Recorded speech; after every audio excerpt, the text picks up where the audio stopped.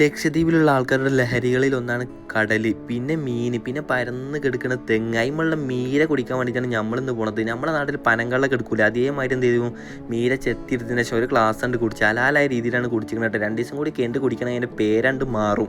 ജീവിതത്തിൽ ഒരിക്കലെങ്കിലും ലക്ഷദ്വീപിൽ വരികയാണെങ്കിൽ മീര കുടിക്കാൻ മറക്കരുത്. കിടിലൻ സാധനമാണ്. നടുക്കടലിലോട്ട് എന്ത് ചെയ്ത് ബോട്ടിൽ മീനെ പിടിക്കാൻ ഇങ്ങനെ പോകണം. പിന്നെ സൈലൻ്റ് ആയിട്ട് നമ്മളെന്ത് ചെയ്ത് ഇരുന്ന് ഇരക്കെ സെറ്റാക്കിയാണ്ട് എന്ത് ചൂണ്ടൽ കറക്കിയിട്ട് ഒറ്റയേറ്. പിന്നെ കാത്തിരിപ്പിനൊടുവിൽ എന്ത് ചെയ്ത് ഒരു മീനെ ഞമ്മക്കണ്ട് അടിച്ച് അൽഹംദുലില്ലാഹ് ഞമ്മക്കും കിട്ടി. പിന്നെ വേറെ ലഹരിയും കൂടി ഉണ്ട് ലക്ഷദ്വീപിൽ. ഈ ഇരിക്കണ മുതലിൻ്റെ മെയിൻ ആയിട്ടാണ് വെറ്റിരി നല്ല അടുക്കാൻ മുറുക്ക്. ദ്വീപുകാരുടെ മൊത്തം നെഞ്ചിലേച്ച സാധനമാണ്. ഇത്രയും നേരം ചൂണ്ടലിട്ടിട്ട് കിട്ടിയത് ആകെ 2 മീനാണ്. പിന്നെ നടുക്കടലിന് സുലൈമാനി കുടിക്കുമ്പോൾ ഒരു പ്രത്യേക തരം വൈബാ. ചൂണ്ടലിടലൊക്കെ അവസാനിപ്പിച്ചാണ്ട് കടലിലോട്ട് ചാട്ടം, കടലിലെ കുളി. അതാണ് മക്കളെ യഥാർത്ഥ കുളി എന്ന് പറഞ്ഞാൽ. ഇവരപ്പം നിൽക്കുമ്പോൾ തോന്നും നമുക്ക് ലക്ഷദ്വീപിൽ ജനിച്ചാൽ മതി എന്ന്. ഇതൊക്കെയാണ് യഥാർത്ഥ സ്നേഹം എന്ന് പറഞ്ഞാൽ. കുളിയൊക്കെ കഴിഞ്ഞാൽ നേരെ കരയിലോട്ട് പോവാണ്.